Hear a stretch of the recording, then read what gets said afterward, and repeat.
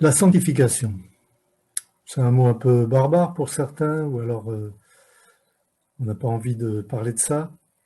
Ça peut mettre mal à l'aise. Bon, ce mot peut se traduire également par sainteté, mise à part ou séparation. Alors nous allons voir quelques textes de l'Écriture, d'abord dans l'Ancien Testament. Voilà, donc Dieu dit, je vous ai séparés des peuples afin que vous soyez à moi. Lévitique 20. Alors à qui Dieu dit ça? Eh bien, il dit ça à son peuple Israël.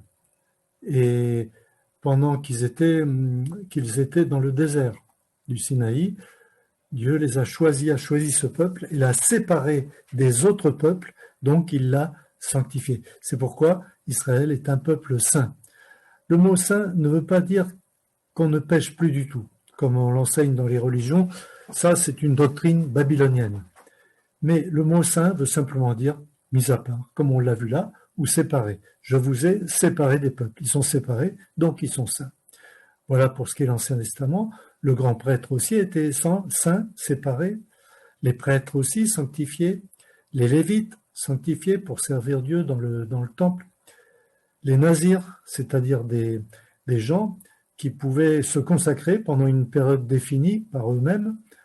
Donc ils étaient saints, consacrés pendant cette période-là.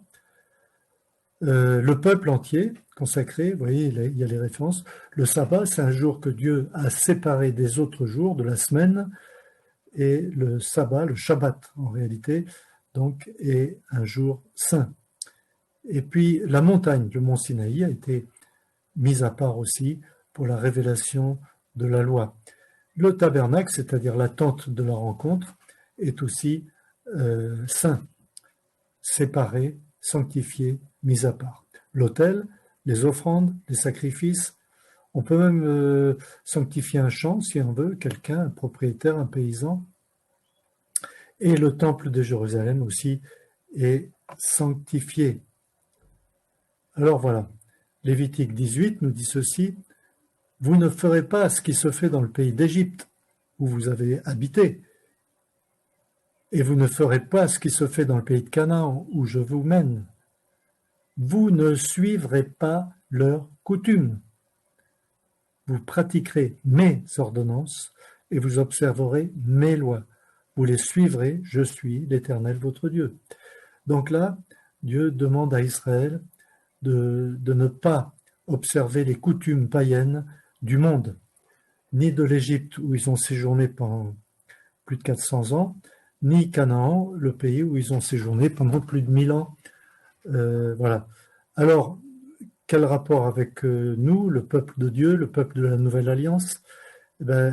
Pour nous, l'Égypte et Canaan, c'est tout simplement ce que le Nouveau Testament appelle le monde.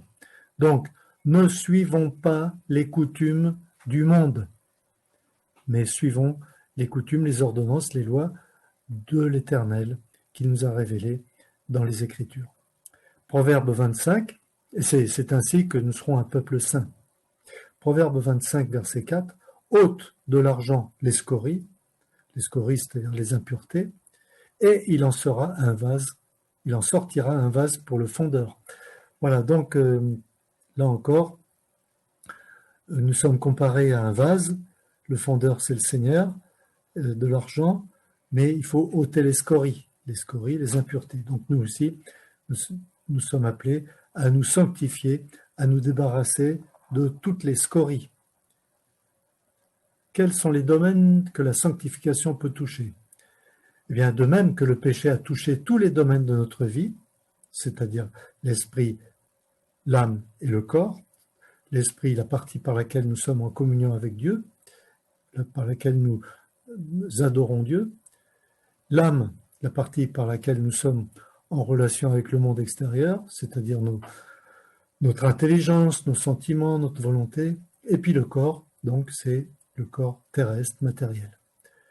De même, Dieu veut nous sanctifier entièrement. 1 Thessaloniciens 5, 23 et 24. Voilà ce que Dieu dit. Que le Dieu de paix vous sanctifie lui-même tout entier. Vous voyez bien, tout entier, pas à moitié. Que tout votre être l'esprit, l'âme et le corps soient conservés sans reproche à l'avènement de notre Seigneur Jésus-Christ. Voilà, c'est le Seigneur qui le fait. Il y a donc la sanctification initiale faite par Dieu, et ensuite il nous demande, nous aussi, de rechercher la sanctification.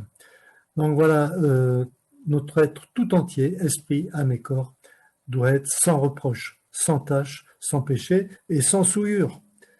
Les souillures du monde ne sont pas forcément des péchés, ce sont des choses qui nous salissent, des choses que nous voyons, que nous entendons et qui nous souillent. Mais heureusement, la parole de Dieu est là pour nous laver. Le péché qui nous séparait de Dieu, donc le péché qui nous a séparés de Dieu, nous a transmis un mauvais héritage. À la nouvelle naissance, nous avons été réconciliés avec Dieu, mais il reste encore tout l'héritage de notre passé. Idée déformée de Dieu. Donc on a parfois des fausses conceptions de Dieu, on l'imagine qu'il est comme ci ou comme ça, en fonction de notre religion d'origine. Ou alors il y en a qui projettent l'image de leur père terrestre sur Dieu, ce qui est une erreur grave. Peur, la peur aussi, on a besoin d'être délivré de toutes nos peurs, de la honte, que Dieu nous délivre de toute espèce de honte, de la timidité. L'esprit de Dieu est un esprit de force, pas un esprit de timidité, un esprit d'amour et de sagesse. Les complexes, là encore, on a besoin d'être délivré de nos complexes, et pour ça, donc, de nous accepter tels que nous sommes, sur le plan physique surtout. Mauvaises habitudes, oui, on a des mauvaises habitudes, on a besoin de rechercher la sainteté. Par exemple, ceux qui ont l'habitude de fumer, ou de manger trop, ou de boire un peu trop, voilà. Dépendance du tabac, de la drogue, dépendance de toutes sortes de choses qui nous rendent dépendants, qui nous rendent esclaves. Alors, Matthieu 6, 9, que ton nom soit sanctifié, voilà, le nom de Dieu est saint, et on ne doit pas le mélanger avec des choses impures. Et Jean 10, 36, Jésus dit lui-même, je me sanctifie moi-même pour eux. Jean 17, 15 à 19, je ne te prie pas de les ôter du monde, mais je te prie de les préserver du mal. Donc, le Seigneur Jésus prie pour nous. Ça, c'est un extrait de sa grande prière d'intercession qui se trouve dans Jean chapitre 17. Et là, il dit, je ne te prie pas de les ôter du monde. Non, non. Dieu ne nous demande pas d'aller habiter dans un monastère, une communauté quelconque en haut de la montagne. Non, il veut qu'on soit mélangé avec le reste du monde.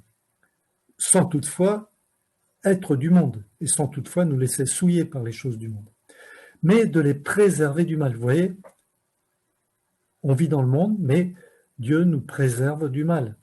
Ils ne sont pas du monde, donc nous n'appartenons pas au monde. Comme moi, je ne suis pas du monde. Sanctifie-les par ta vérité. Voilà, sanctifie-les, c'est-à-dire mets-les à part, sépare-les, rends-les saints par ta vérité. La vérité, c'est la parole de Dieu. Ta parole est la vérité. Voilà, donc le Seigneur Jésus nous dit clairement que la parole de Dieu est la vérité. Toute la Bible est inspirée, du premier verset jusqu'au dernier. C'est pour ça que nous devons la lire, tous les jours, tous les jours, tous les jours.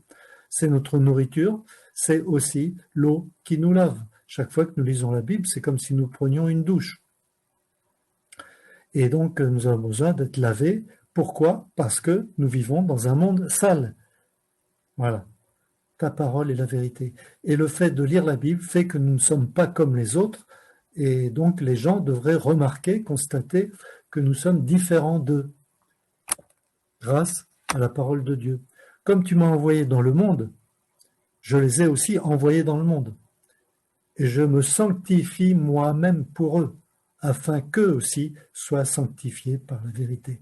Donc le Seigneur Jésus s'est sanctifié lui-même pour nous. Il est le Saint. Et si nous croyons en lui, nous sommes un avec lui, et donc sa sainteté devient notre sainteté.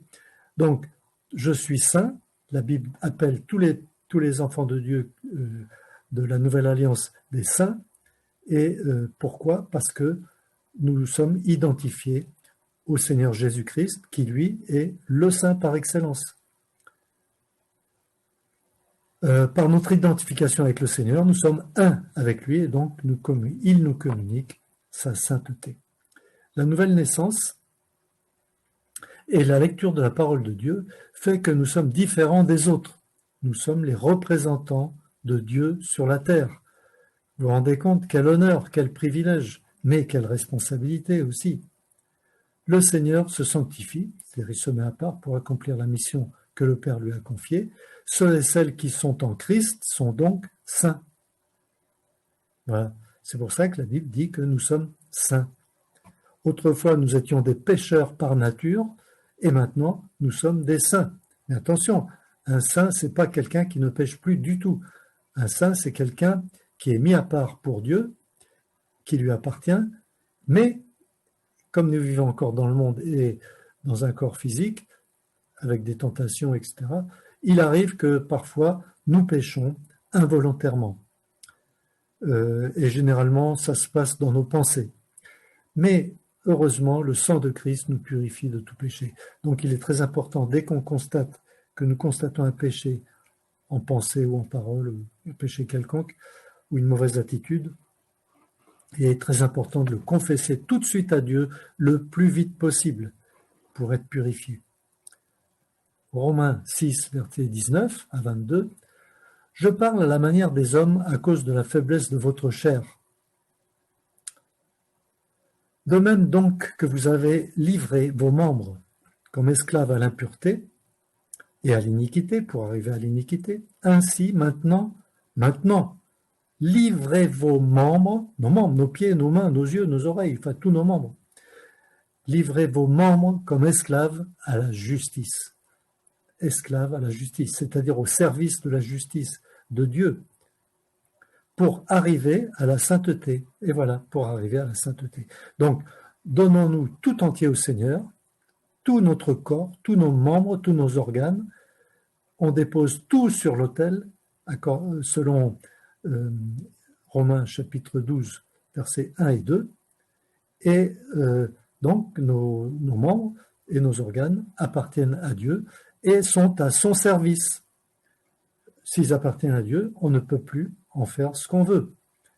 Car lorsque vous étiez esclave du péché, vous étiez libre à l'égard de la justice. Quels fruits portiez-vous alors? Des fruits dont vous rougissez aujourd'hui. Car la fin de ces choses, c'est la mort. L'aboutissement de tout ça, c'est la mort. Mais maintenant, étant affranchis du péché, affranchis, c'est-à-dire libérés, on n'est plus esclave du péché. Mais maintenant, étant affranchi du péché et devenu esclave de Dieu, je suis fier d'être un esclave de Dieu, et c'est en devenant esclave de Dieu, esclave volontaire et libre, que nous découvrons la vraie liberté. Ceci est incompréhensible pour ceux qui n'ont pas fait cette démarche. Si quelqu'un parmi nous, si vous qui m'écoutez, vous n'avez pas encore fait cette démarche, je vous encourage à la faire maintenant même. Dites à Dieu, je veux être ton esclave, je me donne tout entier à toi, je dépose sur l'autel de la croix tous mes membres, mes pieds, mes mains, mes oreilles, vous les énumérez tous, votre sexe, votre bouche, tout. Esclave de Dieu. Vous avez pour fruit la sainteté et pour fin la vie éternelle. Donc, vous voyez, le fruit de ce don total, de cette consécration totale à Dieu, c'est la sainteté et la fin de tout ça, la vie éternelle. 1 Corinthiens 1, 2 et 30, 2 plus 30. À l'Église de Dieu qui est à Corinthe, à ceux qui ont été sanctifiés en Jésus-Christ, appelés à être saints, et à tous ceux qui l'invoquent en quelque lieu que ce soit, le nom de notre Seigneur Jésus-Christ, leur Seigneur et le nôtre. Or, c'est par lui que vous êtes en Jésus-Christ, lequel, de par Dieu, a été fait pour nous sagesse, justice et sanctification et rédemption. Voilà, donc Jésus-Christ est notre sagesse, il est notre justice, il est notre sanctification, c'est-à-dire notre sainteté, et il est notre rédemption. Mais ça, c'est valable que si on s'identifie à lui, c'est-à-dire si on croit en lui. Donc croire, c'est s'identifier à lui. Croire en Christ, c'est être un avec lui. C'est pas juste une croyance intellectuelle, c'est pas non plus une démarche sentimentale. Nous sommes saints en Christ. Il est lui-même notre sanctification. 1 Corinthiens 6, mais vous avez été lavés, vous avez été sanctifiés. Oui, il dit ça aux Corinthiens. C'est un fait accompli. Vous avez été lavés, vous avez été sanctifiés, mais vous avez été justifiés au nom du Seigneur Jésus-Christ et par l'Esprit de notre Dieu. Voilà, c'est fait. Et puis Éphésiens 5, verset 6, en parlant de l'Église, il est dit que le Seigneur Jésus a sanctifié l'Église et il en a fait donc son épouse.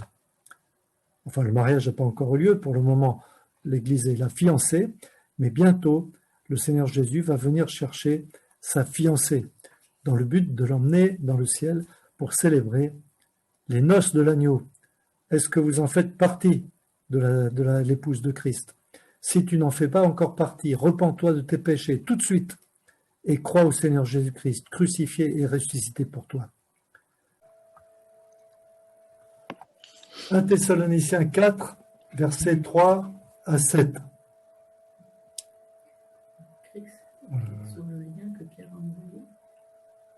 Non, alors, excusez-moi, on va d'abord lire 1 Corinthiens 6, verset 11. Mais vous avez été lavés, vous avez été sanctifiés, mais vous avez été justifiés au nom du Seigneur Jésus-Christ et par l'Esprit de notre Dieu. Donc voilà, c'est fait, nous sommes déjà sanctifiés, mais nous devons aussi rechercher la sanctification. Donc il y a les deux processus. Alors là, c'est le Saint-Esprit, vous voyez, l'Esprit de notre Dieu qui nous a sanctifiés. Et puis dans Éphésiens 5, dans l'enseignement sur le mariage, il est écrit que Christ sanctifie son épouse. Alors voilà, 1 Thessaloniciens 4, ce que Dieu veut, c'est votre sanctification. Vous voyez, c'est sa volonté, hein, c'est très clair. Hein. Ce que Dieu veut, c'est votre sanctification. C'est que vous absteniez de l'impudicité, c'est que chacun de vous sache posséder son corps dans la sainteté et l'honnêteté, sans vous livrer à une convoitise passionnée comme font les païens qui ne connaissent pas Dieu. C'est que personne n'use envers son frère de fraude ou de cupidité dans les affaires, parce que le Seigneur tire vengeance de toutes ces choses, comme nous vous l'avons déjà dit et attesté. Car Dieu ne nous a pas appelés à l'impureté, mais à la sanctification. Voilà, donc nous sommes vraiment exhortés très clairement à rechercher la sanctification, dans le but de marcher dans la sainteté tous les jours de notre vie. C'est la volonté de Dieu. C'est un commandement.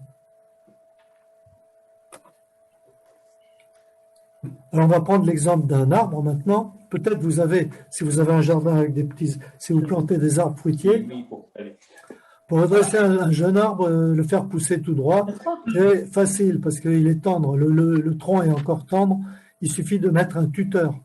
Mais plus l'arbre est vieux et plus dur, plus il est difficile à redresser et plus il faudra de temps. C'est la même chose pour nous.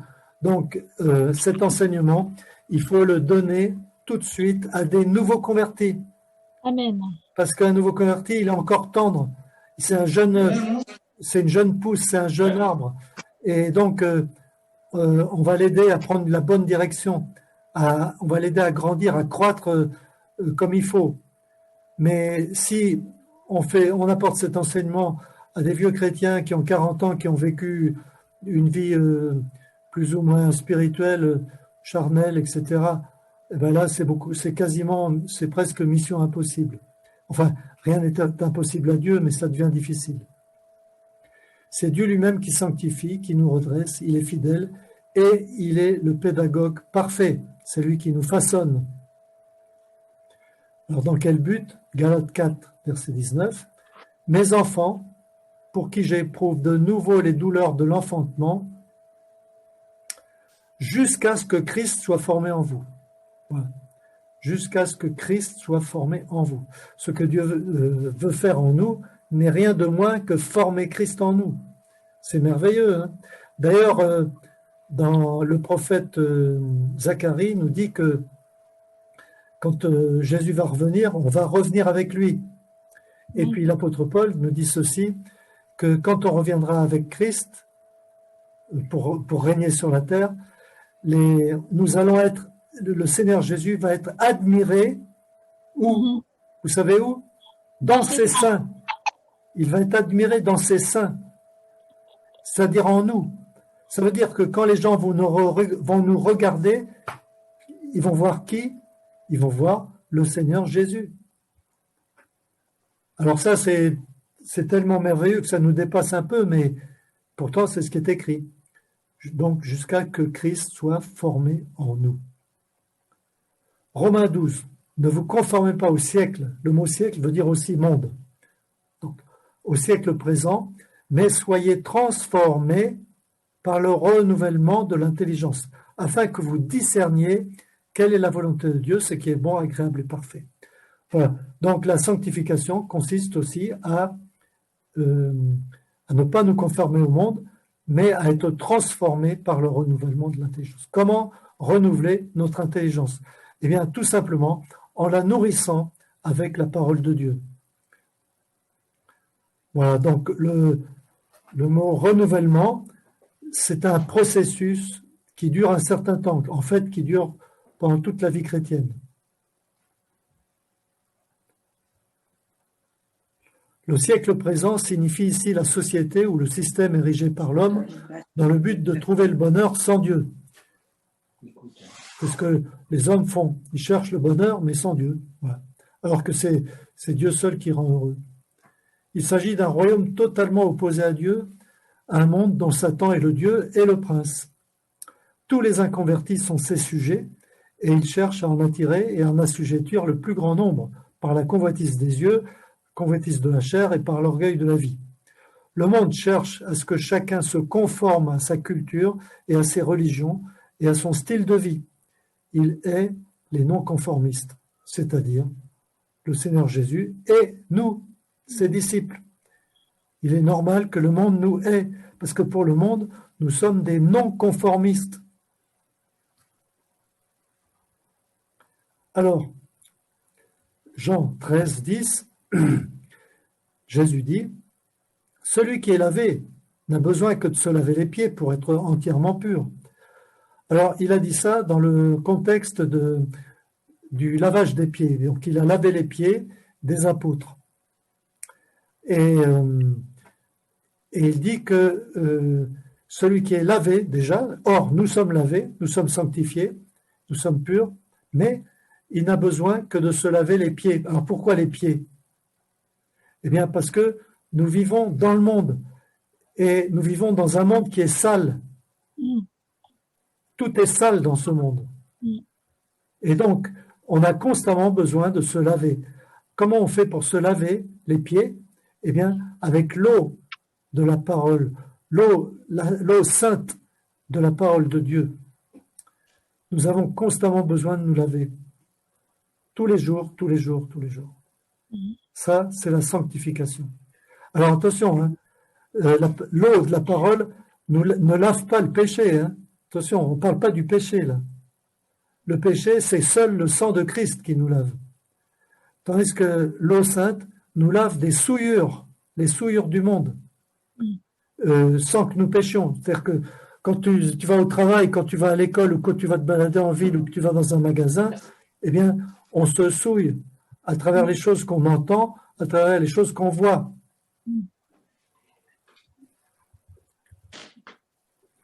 Maintenant, l'image de la vigne. Alors Jésus dit, je suis le vrai cep et mon Père est le vigneron. Tout sarment qui est en moi et ne porte pas de fruit, il le retranche, et tout sarment qui porte du fruit, il l'émonde, afin qu'il porte encore plus de fruits.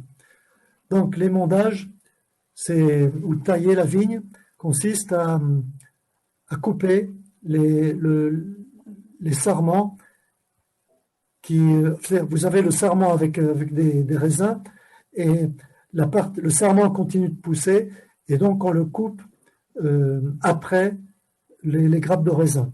Et donc les grappes de raisin peuvent devenir plus grosses et plus sucrées, meilleures, quoi. Voilà.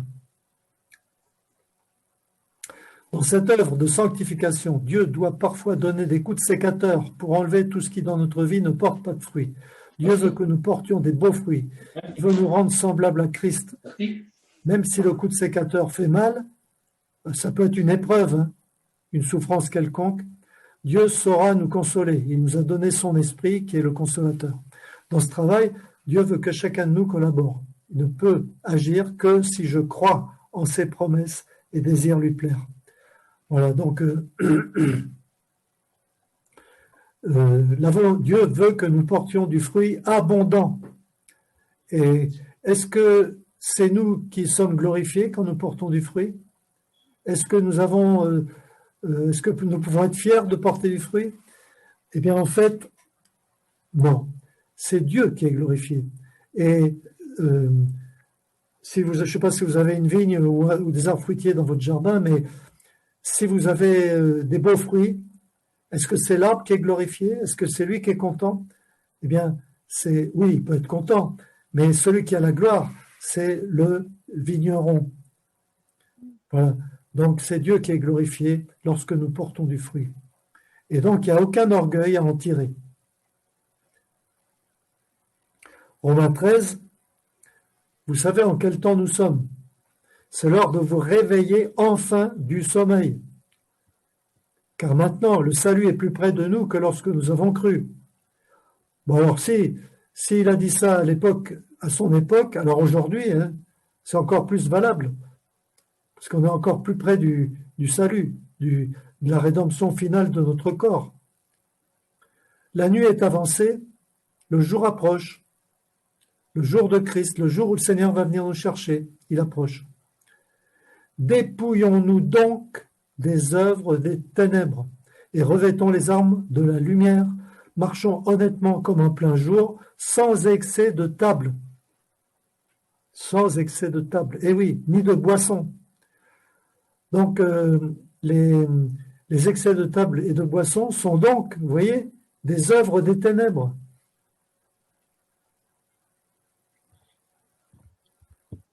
On n'en parle pas souvent de ça, mais bon, c'est écrit. Hein. Sans luxure, ni dérèglement, ni discorde, ni jalousie, mais revêtez-vous du Seigneur Jésus-Christ et ne vous mettez pas en souci de la chair pour en satisfaire les convoitises. Voilà des passages vraiment formidables, je trouve, et vraiment très clairs et très édifiants pour nous. 2 Corinthiens 6. Ne vous mettez pas avec les infidèles sous un joug étranger. On cite généralement ce verset pour dire aux jeunes qu'il ne faut pas se marier avec des gens du monde. Bon, c'est exact, hein, mais c'est pas que ça. Le sens, ça peut être n'importe quel joug. Ça peut être dans le travail, s'associer avec quelqu'un, ou alors au niveau financier, ou quoi que ce soit. Car quel rapport y a-t-il entre la justice et l'iniquité? Qu'y a-t-il de commun entre la lumière et les ténèbres? Quel accord y a-t-il entre Christ et Bélial? Bélial, c'est un des noms de Satan. Ou quelle part avec le fidèle avec l'infidèle? Quel rapport y a-t-il entre le temple de Dieu et les idoles? Car nous sommes le temple du Dieu vivant. Comme Dieu l'a dit, j'habiterai et je marcherai au milieu d'eux, je serai leur Dieu et ils seront mon peuple. C'est pourquoi sortez du milieu d'eux. Du milieu de qui? D'eux, du milieu. Alors, là encore, c'est pas sortez physiquement, c'est-à-dire on va pas aller dans un monastère, mais sortez du milieu d'eux et séparez-vous, dit le Seigneur. Séparez-vous, ça veut dire sanctifiez-vous, recherchez la sanctification, séparez-vous, dit le Seigneur. Ne touchez pas à ce qui est impur et je vous accueillerai. Je serai pour vous un père, et vous serez pour moi des fils et des filles, dit le Seigneur Tout-Puissant. Voilà. Voilà, il y a de quoi méditer sur chaque mot, sur chaque phrase. La parole de Dieu est d'une richesse extraordinaire. 2 Corinthiens, c'est la suite. Puisque nous avons de telles promesses dans tout ce qu'on a lu avant. Bien-aimés, purifions-nous de toute souillure du corps et de l'esprit, en développant jusqu'à son terme la sainteté dans la crainte de Dieu. Développant jusqu'à son terme, vous voyez, il y a un terme. Le terme, c'est la perfection. Le terme, c'est la perfection quand le Seigneur Jésus viendra nous chercher et va nous transformer, nous ressusciter. donc en développant jusqu'à son terme la sainteté dans la crainte de Dieu. La crainte de Dieu, c'est-à-dire dans le respect profond pour Dieu. Et la peur de l'offenser en faisant quelque chose qui est mal. Dieu agit dans la mesure où je le veux. Il respecte la volonté de chacun. Notre ancienne nature est crucifiée et ce n'est plus elle qui doit nous commander, mais le Saint-Esprit qui habite en nous. Romains 8. Ainsi donc, frères, nous sommes débuteurs, mais non de la chair, pour vivre encore selon la chair. Si vous vivez selon la chair, vous allez mourir, mais si par l'Esprit vous faites mourir les actions du corps, vous vivrez. Voilà, donc le Saint-Esprit est là pour nous aider. Alors on continue avec 2 Timothée chapitre 2, 19 à 22. Néanmoins, le solide fondement de Dieu reste debout avec ces paroles qui lui servent de sceau. Le Seigneur connaît ceux qui lui appartiennent. Voilà. Le Seigneur est le seul qui connaît ceux qui lui appartiennent. Nous, on ne les connaît pas tous, ou on a l'impression qu'on les connaît, mais en réalité, on aura peut-être des surprises quand on se retrouvera au ciel. On sera étonné qu'il y en a qu'on ne s'attendait pas à ce qu'ils soient là, et puis il y en a d'autres, on était sûr qu'ils seraient là, mais ils y seront peut-être pas. Donc, quiconque prononce le nom du Seigneur, qu'il s'éloigne de l'iniquité. Donc, quelqu'un qui se dit chrétien, il doit forcément s'éloigner de l'iniquité, de l'injustice.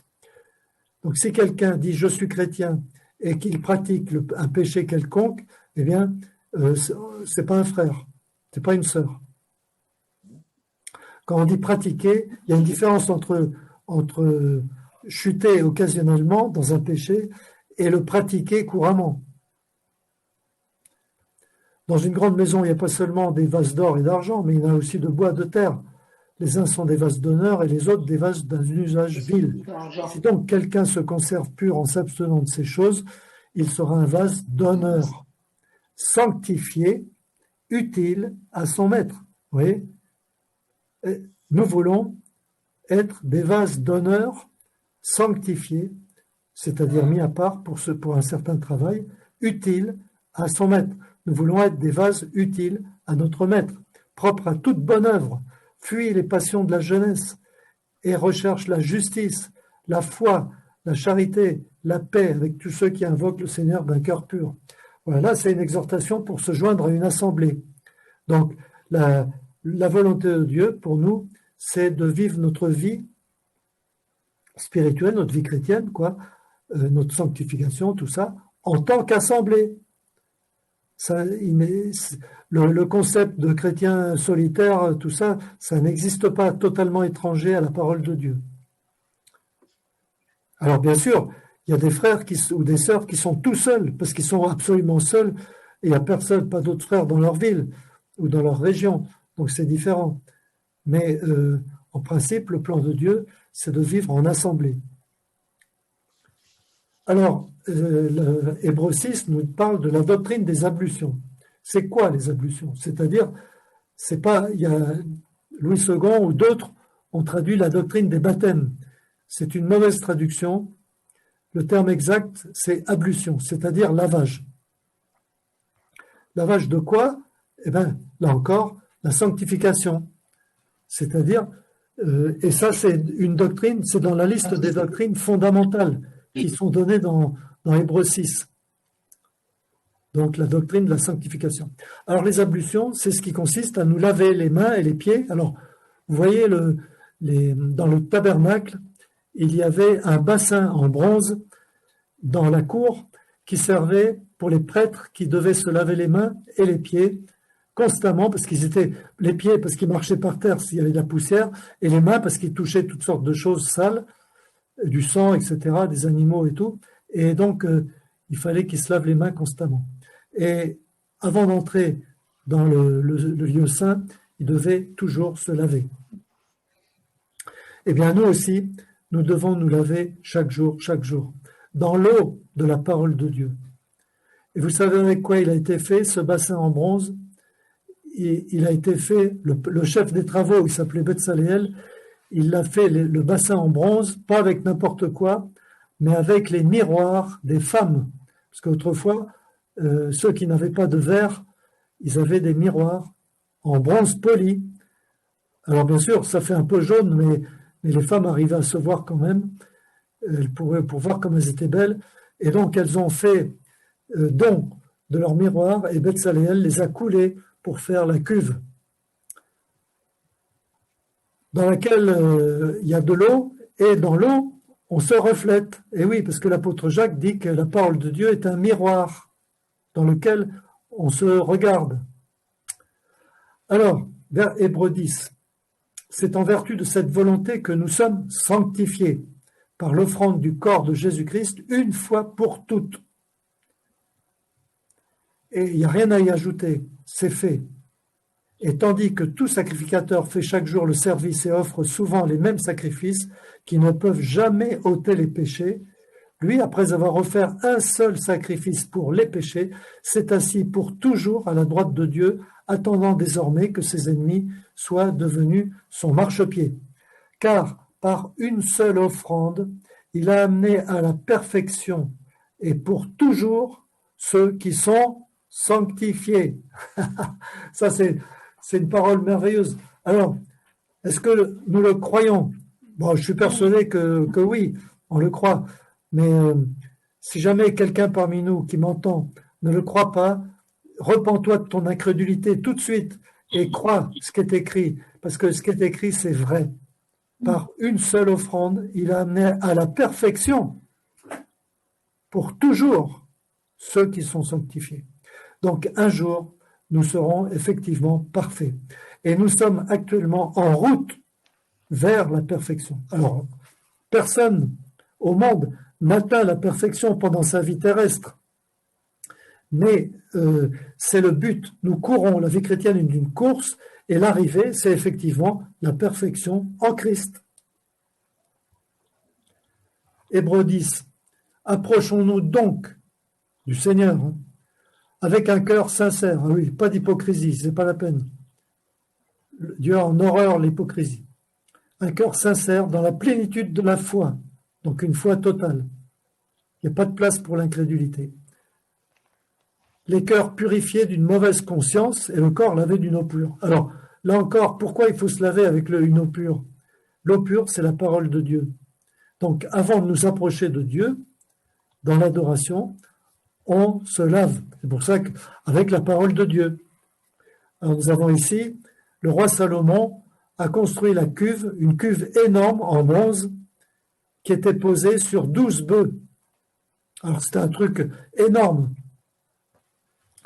Voilà. Pour nous approcher du Dieu saint, nous devons nous laver avec l'eau sainte de sa parole. 2 Pierre 3. Puisque donc toutes ces choses doivent se dissoudre, c'est-à-dire l'univers, qu'elles ne doivent pas être la sainteté de votre conduite et votre piété, tandis que vous attendez et hâtez l'avènement du jour de Dieu, à cause duquel les cieux enflammés se dissoudront. Ça, c'est la fin du monde. Et les éléments embrasés se fondront. Mais nous attendons, selon sa promesse, de nouveaux cieux et une nouvelle terre où la justice habitera. C'est pourquoi, bien-aimés, en attendant ces choses, appliquez-vous à être trouvés par lui sans tache et irrépréhensible dans la paix. Donc, irrépréhensible, ça veut dire irréprochable. Il faut que personne puisse nous reprocher quoi que ce soit. Alors, bien sûr, le diable, lui, se régale à nous accuser. Mais il nous accuse pour des choses que nous avons faites qui sont déjà pardonnées, donc il ne faut pas l'écouter. Et s'il nous accuse sur des choses qui ne sont pas pardonnées, ben là, il n'y a qu'une solution, c'est se repentir. Donc, sans tache. Chaque péché est une tache sur notre robe, ou si vous préférez, plus exactement, sur notre cœur, ou encore plus exactement, sur notre conscience. Est-ce que ma conscience est pure, ou est-ce qu'il y a des taches? Est-ce que je tolère les taches? Ou est-ce que je laisse les taches un jour ou deux ou trois ou une semaine? Alors, quand il y a une tache, il faut la laver tout de suite. Pourquoi? Pour vivre sans tache, tout simplement.